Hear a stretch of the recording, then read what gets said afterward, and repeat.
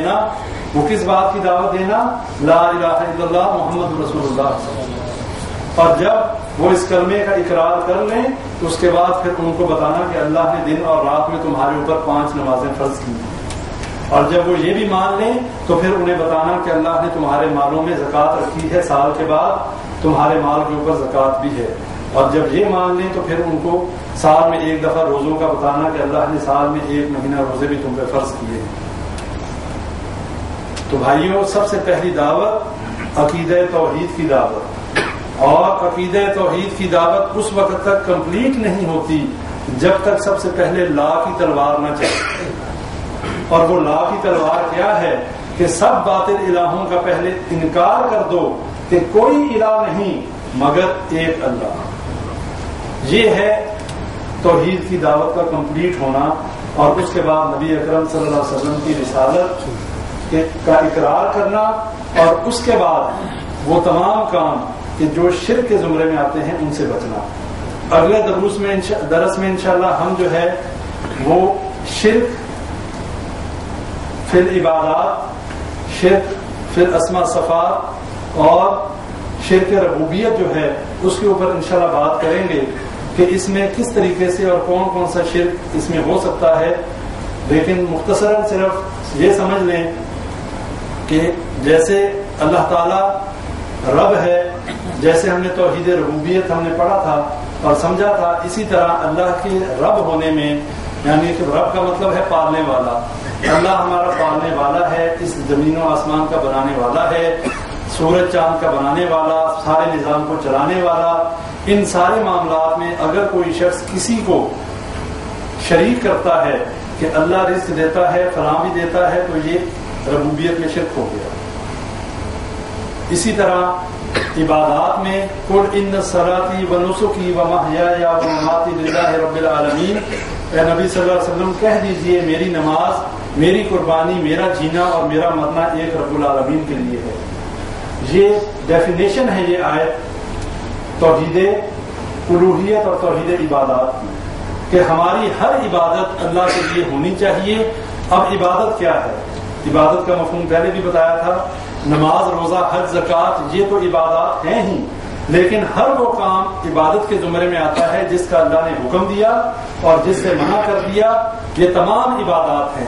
رکوع کرنا، قیام کرنا، سجدہ کرنا، نظر و نیاز دینا، جو ہے قربانی کرنا، یہ تمام چیزیں عبادات میں شامل ہوتی ہیں.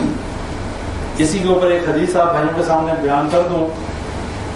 ایک صحابی نے نبی اکرم صلی اللہ علیہ وسلم سے فرمایا کہ میں نے دور جاہلیت میں 100 اونٹ ذبح کرنے کی نظر مانی تھی، اور وہ جگہ کا نام ہے بوانا.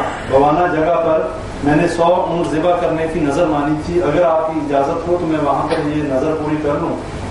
نبی صلی اللہ علیہ وسلم نے اس سے جو سوال کیے وہ ذرا آپ لوگ ذہنوں میں رکھ لیں اور اس کو یاد کر لیں.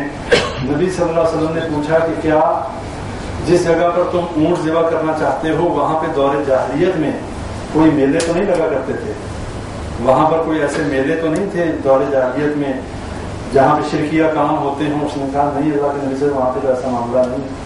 پھر پوچھا وہاں پہ کوئی دور جاہلیت میں کوئی ایسا بت ہو کہ جس کی لوگ پوجا کرتے ہوں؟ صحابی نے کہا اللہ کے نبی صلی اللہ علیہ وسلم وہاں پہ ایسی بات بھی نہیں. پھر فرمایا کہ ٹھیک ہے تو اپنی نظر پوری کر سکتا ہے. اب وہ صحابی جو نظر پوری کرنا چاہتا تھا وہ اللہ کے لیے کرنا چاہتا تھا. اس حدیث سے ہمیں یہ بات پتہ چلتی ہے اگر کوئی شخص اللہ کے لیے کوئی نظر و نیاز بھی دینا چاہے تو ایسی جگہ پر نہیں دے سکتا جہاں پر غیر اللہ کی نظر و نیاز، غیر اللہ کی جو ہے عبادت ہوتی ہو. وہاں پر اللہ کے لیے بھی کوئی چیز نہیں دی جا سکتی. ہمارے کئی بھائی جو ہیں وہ جب بات ہو تو وہ ایکسکیوز دیتے ہیں، جی ہم تو اللہ کے لیے لے کے جاتے ہیں، جی ہم جاتے ہیں، ہم کو دربار والے کے لیے تھوڑی لے کے جاتے ہیں، ہم تو اللہ کے، ہمارے دل میں تو نیت ہوتی ہے اللہ کے لیے. نبی صلی اللہ علیہ وسلم نے منع کیا کہ کوئی اللہ کے لیے بھی اگر کرنا ہے تو ایسی جگہ پہ نہیں کرنا جہاں غیر اللہ کے لیے ہوتا ہو، وہاں کرنے سے منع فرما دیا. لہذا جب بھی اللہ کے نام پہ کوئی چیز دینی ہو ایسی جگہ پر دیں کہ جہاں غیر اللہ کے نام پہ کوئی چیز نہ دی جاتی ہو. اور ایک اور حدیث پہلے آپ بھائیوں کے سامنے رکھ چکا ہوں، لیکن ابھی ضرورت محسوس کرتا ہوں کہ یہ بتا دوں کہ اللہ کے نزدیک ہمارے مال و دولت کی وقت ذرا برابر کچھ نہیں ہے. اللہ تعالیٰ تو خود سب کو رزق دینے والا اور خود سب کو دولتیں دینے والا. اللہ کا دیا ہوا مال اور رزق ہم کھاتے ہیں, اللہ کو کیا ضرورت ہے ہمارے مال کی. حضرت موسیٰ علیہ السلام اور حضرت خضر علیہ السلام سمندر میں جب کشتی میں سفر کر رہے تھے, پرندے نے چونچ میں پانی بھرا سمندر سے. تو خضر علیہ السلام نے موسیٰ علیہ السلام سے کہا کہ اللہ کا علم اور ہمارے علم کی جو مثال ہے, مثال بھی نہیں بنتی, لیکن کہا کہ یہ چونچ میں جو اس پرندے نے جتنا پانی بھرا ہے, ہمارا علم اللہ کے علم کے مقابلے میں اتنا بھی نہیں. اور یہ حدیث آپ بھائیوں کو بتانا چاہتا ہوں.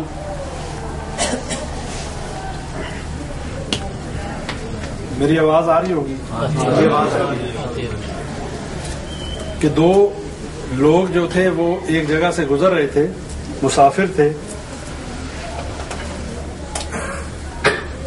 تو اللہ کے نبی صلی اللہ علیہ وسلم نے فرمایا کہ رستے میں ایک جگہ ایسی آئی کہ جہاں پر ایک بہت بڑا بت تھا دور جاہلیت میں, اور وہاں کے جو کرتا دھرتا اور وہاں کے جو مجاور تھے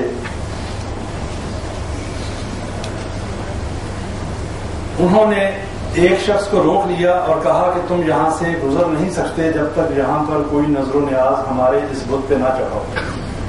اس نے کہا کہ میں مسافر آدمی ہوں, میرے پاس ایسا کوئی معاملہ نہیں ہے کہ میں جو ہے کچھ دے سکوں.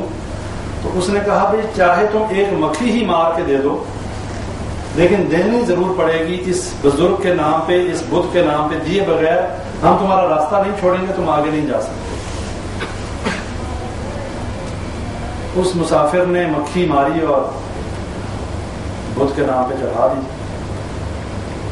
انہوں نے اس کو جانے دیا.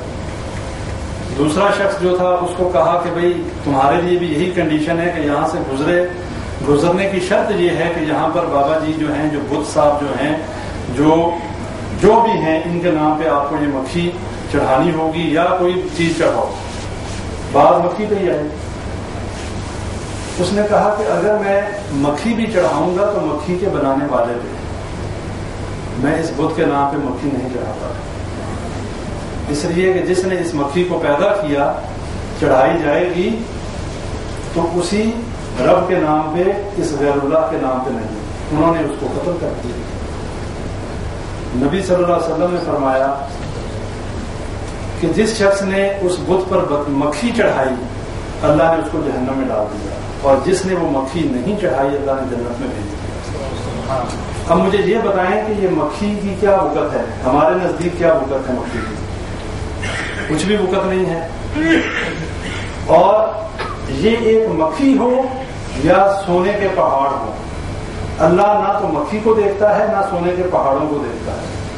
اللہ تو دیکھتا ہے کہ اس کے دل میں ہے کیا, تقویٰ کتنا ہے, عقیدہ کیا ہے. عقیدہ چاہے کوئی ایک سونے کا پہاڑ غیر اللہ کے نام پہ دے دے یا ایک مکھی دے دے, وہ برابر ہے. اللہ نے تو عقیدہ دیکھنا ہے. اور یہی بات سمجھ لیں کہ اگر یہ نہ سمجھیں کہ کوئی 1 روپیہ 2 روپے 1 ریال 2 ریال یا جو ہے غیر اللہ کے نام پہ دے دیا, وہ بھی اسی طرح شرک ہے کہ جس طریقے سے اگر کوئی خزانے دے دے. لہذا اللہ کے علاوہ غیر اللہ کے نام پہ مکھی بھی نہیں دی جا سکتی. یہ بات ذہن نشین کر لیں کہ جب بھی دی جائے گی کوئی بھی چیز اللہ کے نام پہ دی جائے گی, غیر اللہ کے نام پہ نہیں دی جائے گی. اور ان قبروں کی زیارت کے لیے اگر جائیں, ایک تو اپنی آخرت کو یاد کرنے کے لیے اور دوسرا اس صاحب قبر کے لیے دعا کرنے کے لیے. وہ آپ کی دعاؤں کا محتاج ہے. ہم تو جاتے ہیں اولادیں لینے کے لیے, وہ ہماری دعاؤں کے محتاج ہیں. اس بات کو سمجھ لیں. اس لیے کہ اللہ کہتا ہے اموات غیر احیاء, مردہ ہیں زندہ نہیں ہیں. وما یشعرون ایان یبعثون, انہیں تو یہ بھی معلوم نہیں کہ اٹھائے کب جائیں گے.